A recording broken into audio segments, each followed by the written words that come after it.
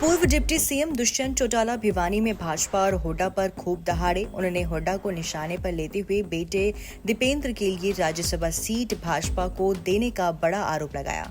साथ ही पूरे विपक्ष को किसी सामाजिक व्यक्ति को खड़ा कर सरकार को सबक सिखाने की मांग की। भले लोकसभा चुनाव में जेजेपी हरियाणा में किसी भी सीट पर जमानत न बचा पाई हो, पर चंद महीनों बाद होने वाले विधानसभा चुनाव को लेकर पूरे जोश के साथ तैयारियों में जुट गई है। इसको लेकर हर जिला में बैठकें कर कार्यकर्ताओं में जोश भरा जा रहा है। एकजुट होने और पार्टी को मजबूत कर चुनाव जीतने के गुर दिए जा रहे हैं। इसी को लेकर भिवानी में हुई बैठक के बाद दुष्यंत चौटाला मीडिया से मुखातिब हुए और भाजपा और हुड्डा पर जमकर गरजे।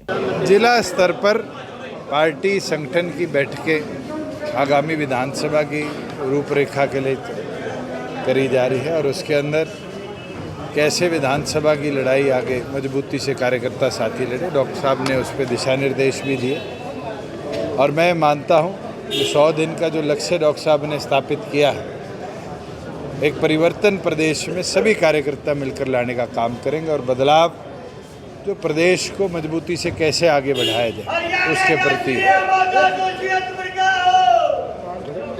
कार्यकर्ता जो कहते हैं कि काम नहीं हुआ, काम से काफी नाराज है, क्या इसका? चलो मैं तो एक चीज़ बोल सकता हूं कि आज सब ने संकल्प लिया है, मजबूती के साथ मैदान में उतरेंगे। लोकसभा की परिस्थिति अलग थी, 2 राष्ट्रीय गठबंधनों के बीच में चुनाव रहा। विधानसभा की परिस्थितियाँ अलग हैं और विधानसभा में सभी साथी मैदान में उतरेंगे तो बदलाव निश्चित। तो क्या बीजेपी के साथ रहे, इसका तो लगता है कि बिल्कुल नुकसान हुआ है और मैं ये मानता हूँ कार्यकर्ता जन भावनाएं समय पर नहीं समझ पाए, मगर आज उन जन भावनाओं को समझकर मजबूती से आगे बढ़ने की पृष्ठभूमि तय की। जो कांग्रेस है, खासकर भूपेंद्र सिंह वो लगातार प्रयास कांग्रेस और बीजेपी की साठगांठ तो राज्यसभा के चुनाव के लिए दिख रही और जिस तरह इस प्रदेश का सबसे बड़ा दल मैदान छोड़ने की विपक्ष का बात करता है, ये दिखाता है कि गिव एंड टेक है। रोहतक के बदले राज्यसभा देने की जो डील हुई थी उसकी पृष्ठभूमि हरियाणा की जनता के सामने आ रही है।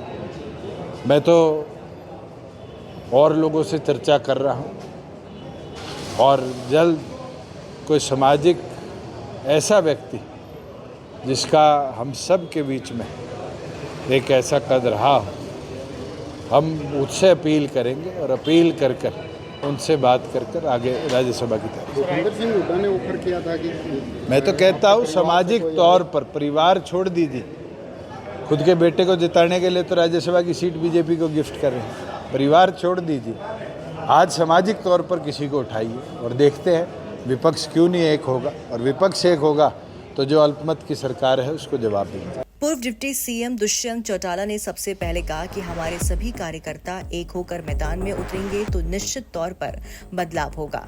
फिर उन्होंने माना कि जेजेपी को लोकसभा चुनाव में भाजपा के साथ जाने के चलते नुकसान हुआ।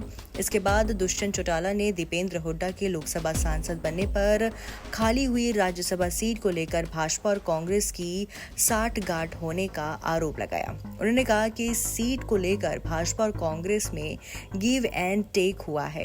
हुड्डा ने अपने बेटे को रोहतक लोकसभा सीट जितवाने के लिए ये राज्यसभा की सीट भाजपा को दे रहे हैं। दुष्यंत चौटाला ने राज्यसभा सीट चौटाला परिवार के लिए ऑफर करने पर कहा कि मैं इस सीट पर किसी सामाजिक आदमी को खड़ा करना चाहता हूं। उन्होंने कहा कि भूपेंद्र हुड्डा इस सीट को भाजपा को गिफ्ट कर रहे हैं। उन्होंने कहा कि हुड्डा परिवार छोड़े, सामाजिक आदमी को खड़ा करे और फिर देखे विपक्ष एकजुट कैसे नहीं होता।